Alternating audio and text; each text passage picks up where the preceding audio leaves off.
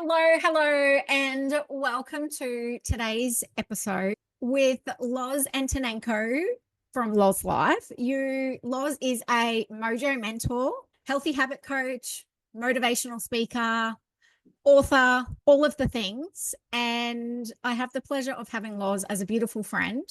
Thank you so much for joining me today, Loz. Oh, it's a pleasure right back at you, Vanessa. An honor and a pleasure to chat with you today on your podcast and enlighten your audience. Yes, thank you. So you worked with me when I had my NDIS business. You came in and worked with my team, which was amazing on habit stacking and, because obviously how we're looking after ourselves in life affects our work life, right?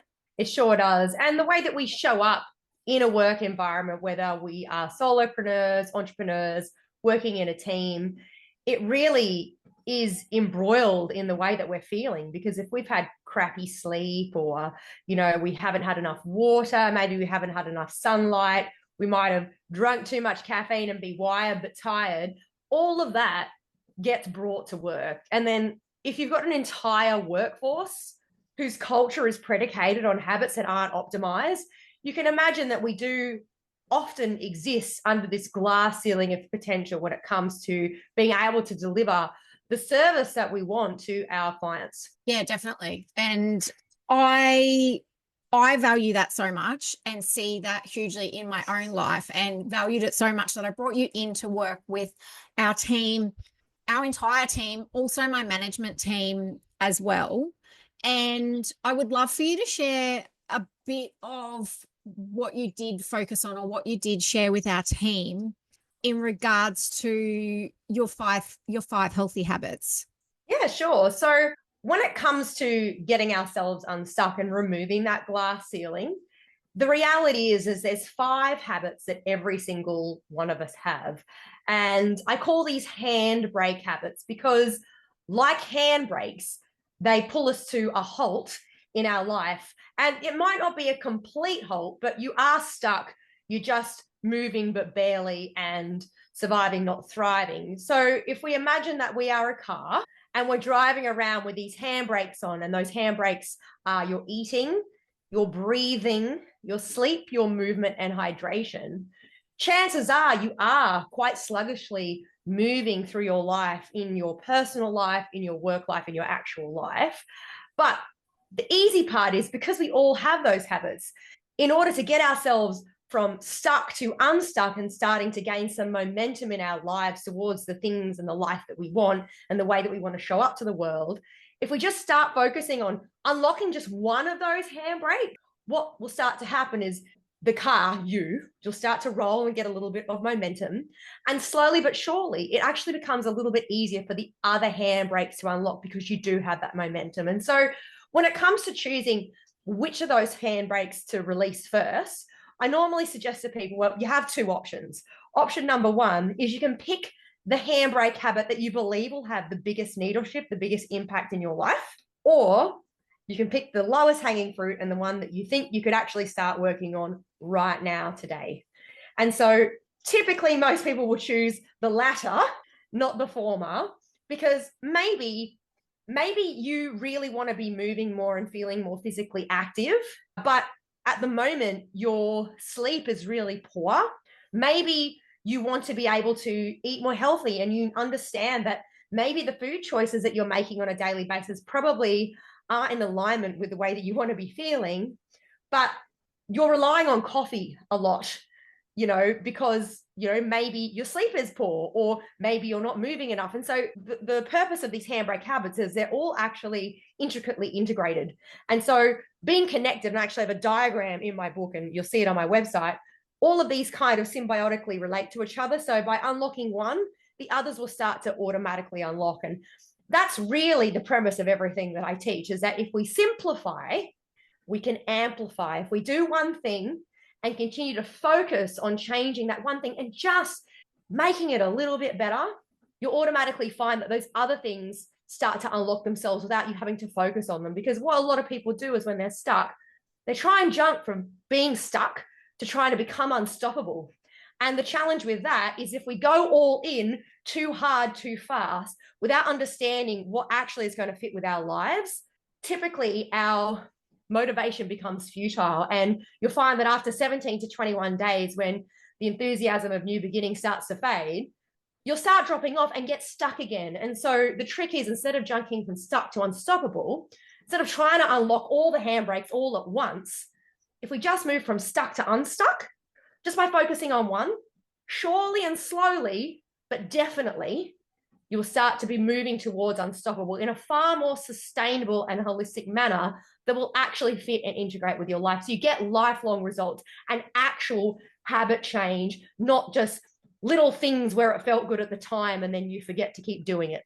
Does that make sense? Yeah, absolutely. I look back on when you did come in and work with our team, and we're working with support workers who such a high rate of burnout.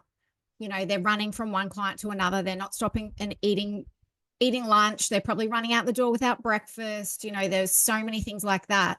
But I found by coming in and everybody sort of sharing where they were at and where their challenges were made such a difference in, I don't know, just working on a collective goal, although that they all had their own personalized goals as well, obviously, but as a team. And it really also helped to improve camaraderie, teamwork. There's such multifaceted areas that it improved by looking at these 5 handbrake habits. It was amazing. Yeah, well, I mean, everybody is being held back by a different habit most of the time. But if we are working with a team and we have congruent goals where we all need to be operating in a certain level and capacity to provide the best quality of service we can, then being able to have that holistic approach where you understand that everything's integrated, people can then focus on the thing that is keeping them most stuck or the thing that's the easiest thing to change. And you'll find that over time, everyone's habits will have unlocked at some point. And yes, the journeys might be at a different pace and maybe we're running on parallel time horizons, but the reality is if everybody is at least proactively focusing on something, at some point in the not too distant future, the entire morale of the team will lift, and a rising tide lifts all ships, right? So if we've got a proactive workplace culture, and especially if we're working with administrative teams and leadership teams, that actually starts to filter down to the other people working within that organization. So you're actually setting a benchmark for proactive health and well-being so that everybody wins. Yeah, and that was actually going to be my next sort of talking point, was around a CEO or the leader's mindset around that, and that it really does need to start from the top, doesn't it, in realizing the importance of it all and how our health hugely affects our working output, and in turn affects the productivity, the quality, everything in our business. And yeah, just that realization or that mindset for CEOs or leaders in putting all of that together, the importance of looking after your team's health. Yeah, well, productivity really comes down to what people are capable of. And if you think about the flea analogy, if you put a flea in a glass jar with a lid on it and teach it to jump a certain height, if you do remove that lid off that jar, that flea will only know how to jump that height. It won't know how to jump beyond that. And so we sit with these things over our heads, which is our potential and our capacity to perform and have a growth mindset, not even knowing that, simply through physiological interventions. So, as you can see, I'm on a treadmill right now. I'm having a conversation with you on a treadmill. I have my water, it sits on my desk.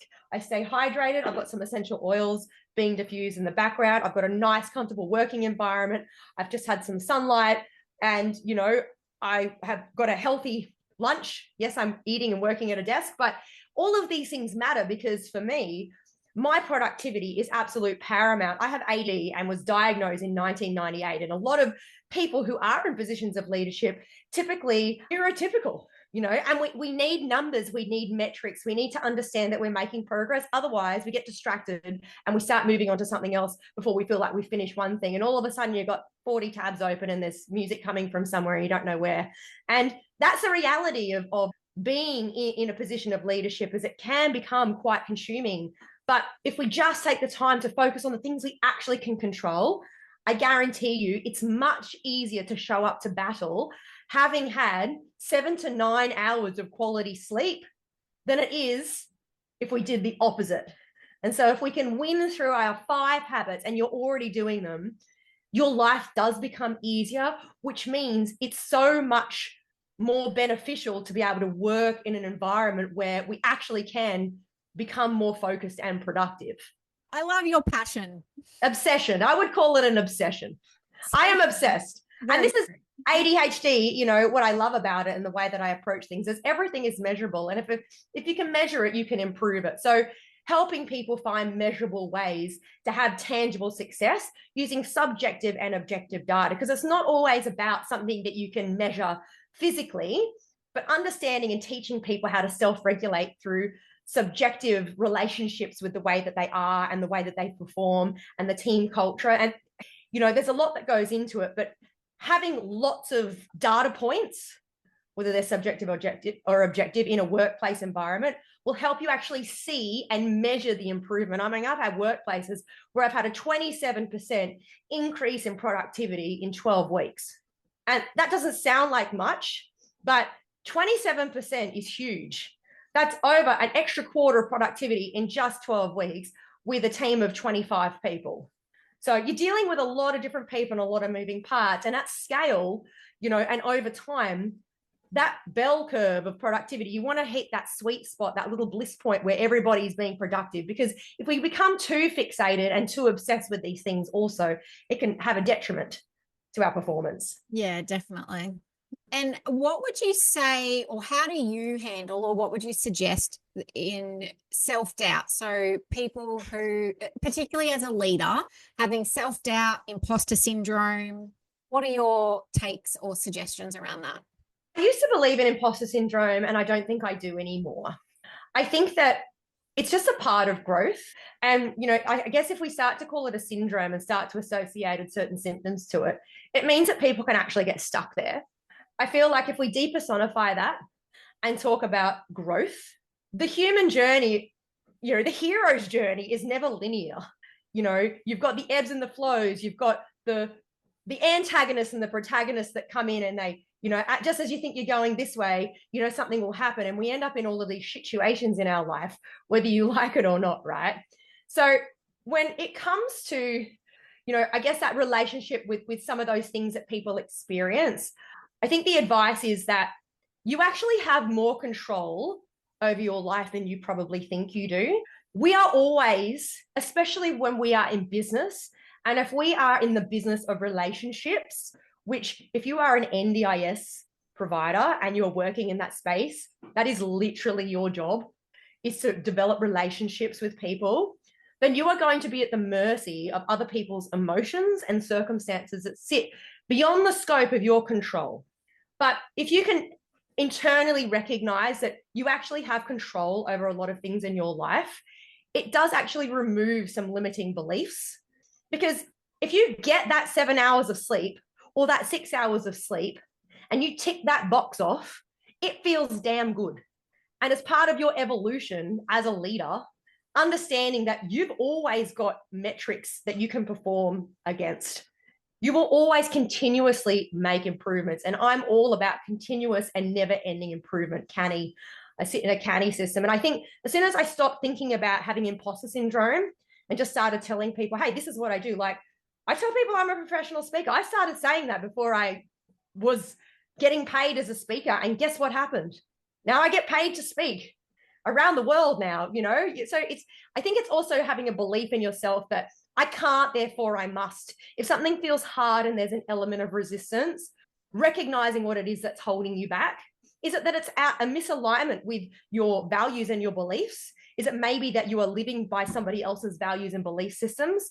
If you've got a really key North Star and you have a great moral compass, you can achieve anything as long as you're true to yourself, and the people around you in your circle of influence, they'll pick up on that vibe as well. And you'll start to attract really positive people into your life. They're going to help support you on that hero's journey. Yeah. So what would you say, how do you maintain resilience when things don't go as planned? Try and stay focused on the things that I can control, because as I said just before, Resilience is about doing the best you can with the limited resources you have, despite knowing that you have limited resources. And so resilience is built through adversity, challenge, and other negative words that we might connotate to things like that, right? You cannot have resilience without suffering. So I think when you realize that your entire life is predicated on three things: hard work, uncertainty, and pain, when you actually come to the conclusion that you cannot actually avoid those three things in your life, you automatically cultivate a mindset of wanting to strive for resilience. And I look at, like, in my own personal life, in my business life, and my personal life, where I have experienced immense challenges, challenges that most people my age wouldn't have to go through when you had a person pass away that has been a spouse, or, you've ended up in hospital because you've been chronically ill or acutely ill and nobody can tell you why. I think in the moment, when you are in a state of just desperate, dark, and what feels like never-ending suffering, coming to the realization that that time too shall pass, and that at some point in the not too distant future, even when you don't even know how far that future is, things will be different, and you'll reflect back on this moment and you'll be like, wow, that actually changed something in my life. That is how we develop resilience. And I use a thing called the grandmother framing. So I think, okay, if I'm 80 years old, if I imagine that I'm 80 years old right now, this decision that I'm making, this thing that I'm worried about, this thing that I'm getting obsessed over that literally probably isn't really that important, will I be remembering that moment at 80 years old? Do you know what I mean? Like, it's having a different frame of reference, I think, is really important, because we must develop resilience if we are to be successful in business, but also your health is your wealth. And so we've got professional resilience, life resilience, and health resilience, and they are all, connected like this. You'll find that you have a transferable skill set. So, if you are really overcoming some massive challenges in the workplace, but your health is suffering, understanding that what you're doing in the workplace and the way that you've been able to tackle problems is actually a transferable skill set that you already have. Instead of having excuses and externalizing the blame to other things, transferring that skill set over to other part of your life, which is hard because old habits die hard. It's actually quite possible to start shifting your mindset and your frame of reference so you can get unstuck. And this is what I do with my clients. I ask them about times that they've actually succeeded, because people say, I can't. We actually find examples in their life where they can. It just feels like it's in a different scope. And then when we shift that perspective and open that frame of reference, they're like, oh my God, I actually can do that. But then it's holding them accountable to that new goal in that new context, and giving them measurable ways that they can recognize that they are actually succeeding. Yeah, I love that as the, like, sort of giving it an analogy, or you're right, like looking at a different part of your life that you've succeeded in, or you've overcome challenges, and opening up that mind frame of, well, you have done this, so you can do that. And I guess I do look at it and go, okay, there are people in this world though who maybe do get stuck in that, okay, this is a challenge and I can't get out of this, and not having that it will get better at some point in life. And I guess that's where depression and things can come into it too, and pulling yourself out of that rut or out of that hole that you feel like you may be stuck in all the time. So I don't want to discount that either. And people, absolutely not. I mean, I think, and this is not to sound cut and dry, but having been there before and having experienced depression on a personal level, and having had a husband actually, take his own life because of depression, I have firsthand experience of the reality of what you've just said, and I think the weight of what you just said. Sometimes the pain isn't hard enough for you to make a change. The pain isn't bad enough. Maybe you're not overweight enough. Maybe you're not sick enough. Maybe you're not poor enough. Maybe it's not hard enough. Do you know what I mean? And so there is a threshold. Every single one of us has a buffer. In the sand, isn't it? A line in the sand, and a buffer. It's like we have this buffer zone of acceptability. And when we start to reduce that threshold, and we start to realize when things are out of alignment really quick, and that's developed through self-awareness and practice and experience and perspective. I mean, there's no way I could have this conversation 10 years ago. I'm 40, right?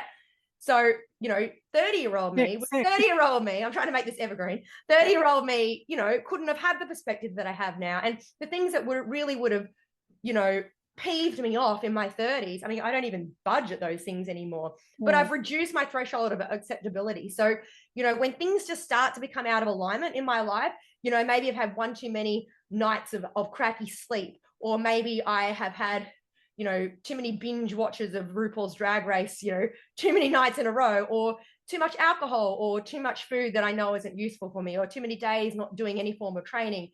My level of acceptability is so small now that I immediately know where that line in the sand is, and I automatically go and change it. But that comes through practice though, right? And so when we first experience challenge, heartache, loss, it's really confronting. And this is where your circle of support and your network of support is so important. I mean, nobody is a self-made success. Nobody. And if you claim to be, you're lying. Yeah. You are there because of the people you've surrounded yourself with, and the things that you've experienced, and the challenges and the negativities. So, like mental health is a big challenge.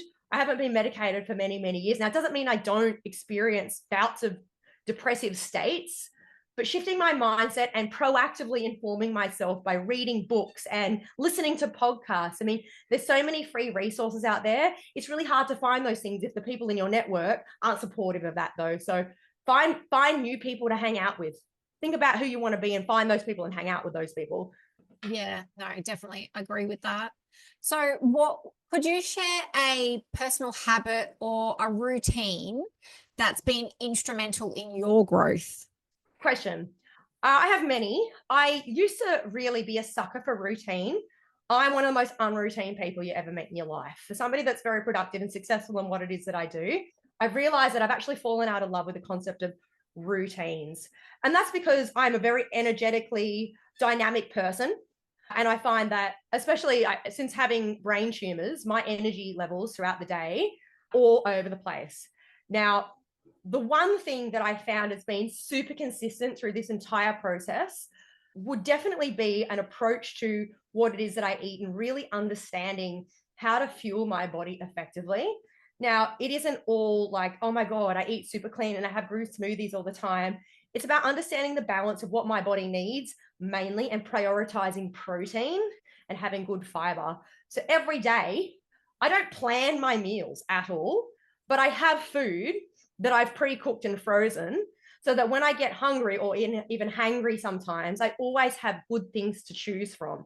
If there are biscuits, chocolate, custard, crappy stuff in my fridge and my pantry, I guarantee you I would not be in this position that I'm in, because I have terrible impulse control at the best of times. So it's setting myself up for success and operationalizing failure.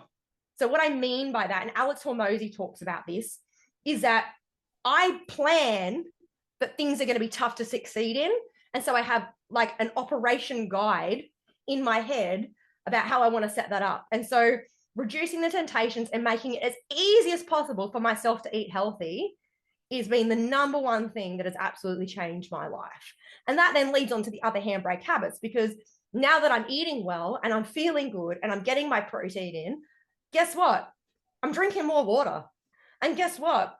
Because I'm eating well and I'm drinking more water, I have a little bit more energy to go and do exercise and get out more. And I want to be active. I have a lot more energy to burn now, healthy fuel, which is why I have a walking pad here. And guess what? As a consequence of that, my sleep has improved. And guess what? I've underpinned that with good breathing practices where I mainly breathe through my nose, except for in this circumstance, because I am a professional speaker and I talk all the time. But I focus on doing breathwork exercises in tiny micro doses. And I'm talking like for a minute here and a minute there, right? But all of those habits stacked together, but it just started with one, have completely and utterly changed the trajectory of my life for the best. So it's not hard. And if someone like me can move from stuck to unstoppable, honestly, imagine what you could do. Let's pause for a moment to talk about resources that can help you scale your NDIS business. Have you downloaded my free NDIS Business Growth Blueprint yet? It's a step-by-step guide designed to help you simplify compliance, streamline your operations, and grow your business with confidence. And if you're looking for more personalized support, My Bestie in Business membership is exactly what you need. You'll get group coaching, virtual co-working sessions, and tailored strategies to help you thrive in the NDIS space. You can find the links to both the freebie and the membership in the show notes. Now let's get back to the episode of NDIS Business Breakthrough with Vanessa Norman. Yeah, you're right. It's sort of, I know my own experience of if you wait until you're hungry and you're reaching for something, you're reaching for something that's quick and easy. If you do have to be stopping and cooking or making something that's healthy, then of course you're going to opt for the packet of biscuits or something like that. Yeah. Easy reach, easy, quick feed. Convenience. And we're going to make convenience healthy. Right? In a world with ultra processed foods and hyper palatable food, where food is basically a formulation, a lot of the foods we eat aren't food, they're formulations. It's very easy to get caught up in that. But with a little bit of education and a little bit of forward planning on times when you aren't like blah, blah, blah, blah, because you're in the middle of a work week, it's actually quite easy to set yourself up and operationalize that. Yeah, definitely makes it. And like you say, even then when those challenges hit, when you've got these other things that are already planned or organized, it can just make those challenges that little bit easier. Whereas if you're going through these challenges and then you're trying to, that can often be the emotional response, can't it, in going and reaching for the wrong things during those times. And it compounds and compounds and compounds. And next minute you're stuck and you're like, oh my God, how did I get here? I feel so crap about myself. Binge eat. Do you know what I mean? So it's just recognizing that you are human. Your brain is run by the 70 billion gut bacteria that need to be fed. And sometimes what you think isn't really necessarily what you need. And just understanding that you actually have control over that.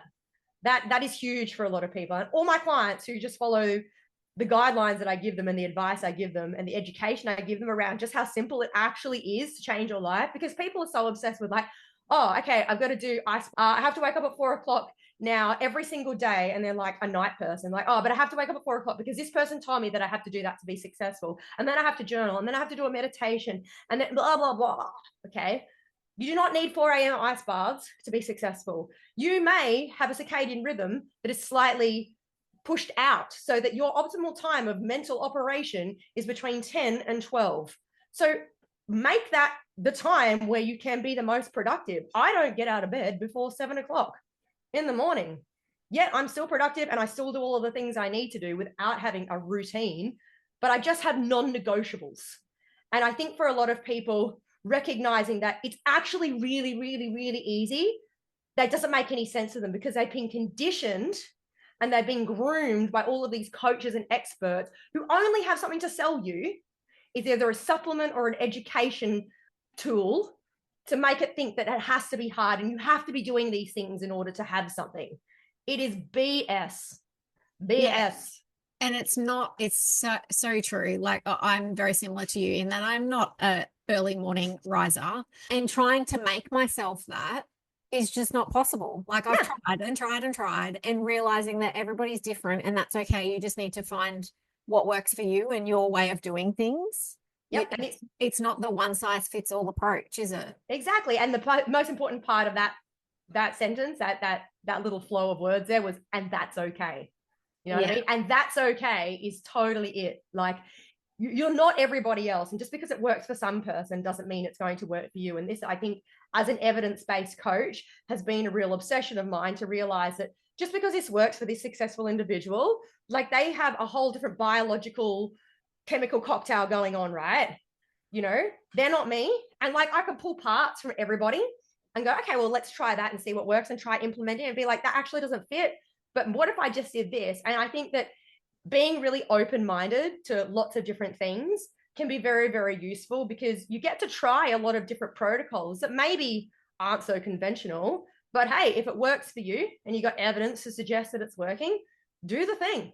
Yeah. And something you said a bit earlier too, that it has sort of been a realization for me recently, probably more so, in that it doesn't need to be, huge amounts of time to be committed to these little daily habits. Like you could literally sit and do a 2-minute meditation. You don't have to sit there and do a 30-minute meditation or, stop and have 5 deep breaths. You don't need to sit there and breathe for half an hour. Like, just that realization of it can just be tiny little micro moments that Yeah. can make huge differences Yeah. And in our lives. If you're so stressed about having to fit these things in, that is completely counterproductive to what it is that you're trying to achieve. I think that this is why I don't like the word routine anymore, because I've realized, even though, like, I mean, you can check out my YouTube channel, and I'm not even kidding, there is a very elaborate video of my morning routine. And I look at that, I'm like, what an idiot. Like, that used to be what worked for me, though. I guess becoming ill and having really, like, and I haven't had control. So I've got 2 brain tumors at the moment. They're both benign, but they've really disrupted my circadian rhythm. Like, I have a growth on my pineal gland. Your pineal gland's job is to regulate the way that you wake and sleep.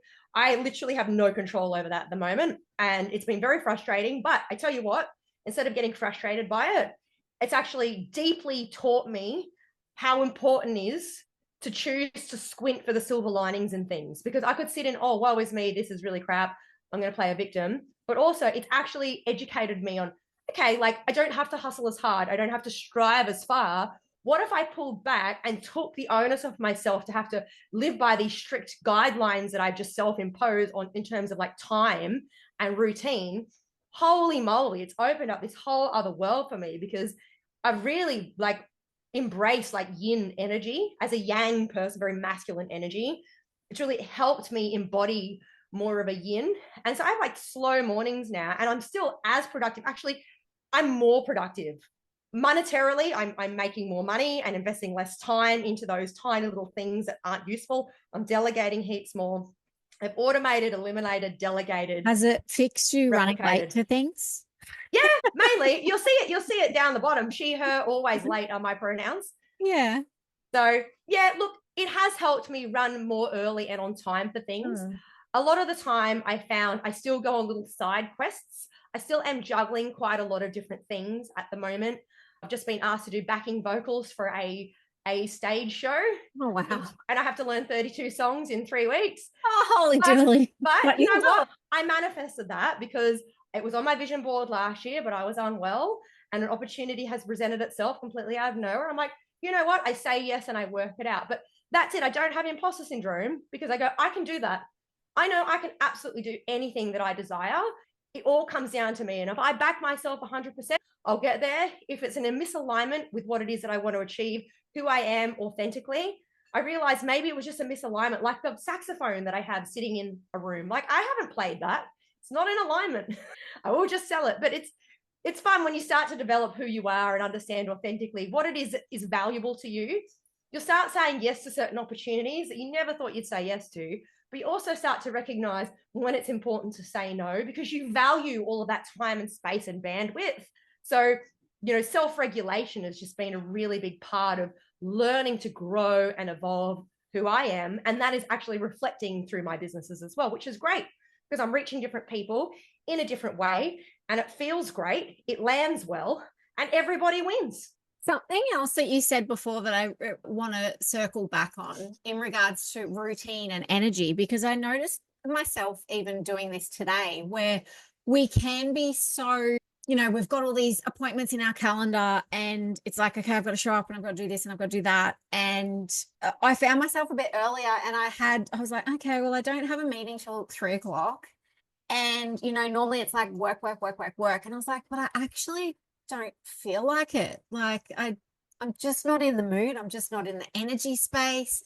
And I literally took like 5 minutes. I went and hung out some washing and just doing that, getting up and moving from my desk was able to shift my energy. I hung out my load of washing. I was able to come back and sit down, refocus, recenter myself, and just not beating myself up over it, like going, oh my gosh, I've walked away from my desk for 5 minutes and I've wasted 5 minutes of working time. Like, it's okay to go with the flow a bit more and go with the energy. And if I don't feel like it, do I have to do this? Is the world going to end if I don't do this right now?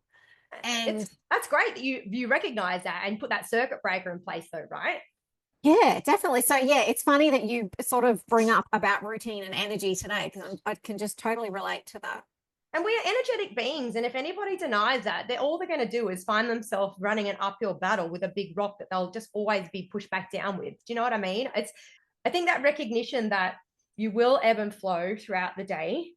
I tell a lot of my clients to use like the Pomodoro method of productivity. And so it's like, setting a timer, 50 minutes of productive work, 10-minute break, because it like focus only lasts so long. And it is a bell curve. And you get this thing like your performance starts to decrease, and it's that law of diminishing returns. So when you hit that peak point in that bell curve, if you continue to focus beyond that, this is what performance anxiety does. You just fixate on it so hard that eventually you actually become super unproductive. So it's actually educating people to recognize where that point is. And it's about 50 minutes. So then having a break, changing your state, getting out, doing something, putting some music on, having something to eat, grabbing a glass of water, going outside, jumping on a rebounder, whatever it is. I mean, that's what I do. Like singing a song, shaking your butt. Like it doesn't matter, but break that pattern in that state, because what you'll find is you just shift that energy because you've probably actually gone past that point. And that's actually what's happened. And so you'll find that you become reinvigorated. And if just even after doing that, you're like, actually, I'm tapping out, like move the thing if you can. Like if you can, it's okay. People normally understand. And I think we've just become so driven to, work at home, work from home and online meetings and Teams. Like everybody hates Teams and, it's all just meetings and meetings and meetings, but it doesn't always work for all of the people all of the time. So having some flexibility and cultivating that in your mindset and your workplace can be really important. I mean, we're looking at doing 4-hour weeks in some organizations. I mean, 4-day weeks. Oh my God, 4-hour weeks. Amazing.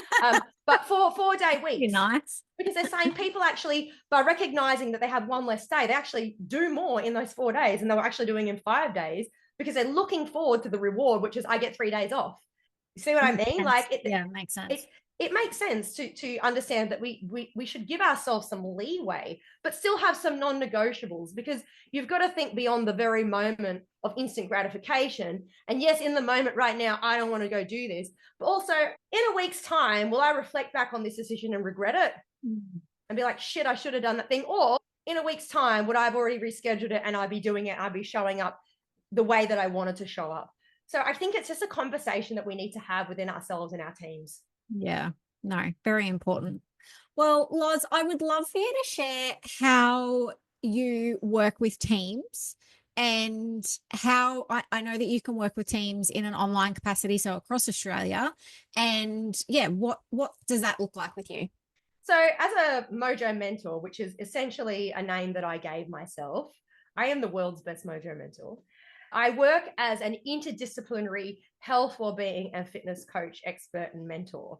So when it comes to working with teams, a lot of what I do is understanding what the goals and the outcomes are of the team that you're working with. And it doesn't really matter what the size is. I sometimes will split teams up into smaller, more manageable groups, but understanding what the outcomes are and then creating a program or a syllabus within my scope of practice that will help educate, reinforce, inform, and hold accountable the people in your team to increasing the awareness of creating positive culture change, so that you are embodying, a proactive approach to actually looking after your staff in a way that maybe you've not considered it before. Because I guarantee you, people are showing up to your workplace and your organization not doing those habits very well at all. In fact, some of them might not be doing any of those habits well, and they're walking around with these 5 handbrakes jammed on, and you're expecting a lot from them. So if you can encourage these people in a gentle way, and we can gamify that through a challenge, which is what we actually did with you guys in your workplace. We created a challenge. That can be a combination of masterclasses, which can be delivered completely online, and masterminds, where we actually get to develop peer support and peer rapport, and everybody checks in. So normally it's a combination of education and mentoring, where I'm facilitating those conversations and leading those conversations with some information. And at the end of that, we review, we have progress on the way, little progress check-ins. And you'll find that at the end of that process, over the time that you were looking for, you will be able to measure the improvement of productivity. I mean, you will notice it immediately. As soon as people have an awareness over something, you can't unknow the stuff that I educate people on. So it's been such a rewarding thing to be able to help people with. And I think my perspective on how these things work is a little bit different to anybody else in the space. I actually have an IT degree, which freaks people out. But I think about things very pragmatically, and I'm very solutions orientated. Everything is very step by step and has a very clear outcome at the end of the process. And I think that by taking things and chunking them down into these very clear, tangible, and achievable milestones, people actually feel like they can continue.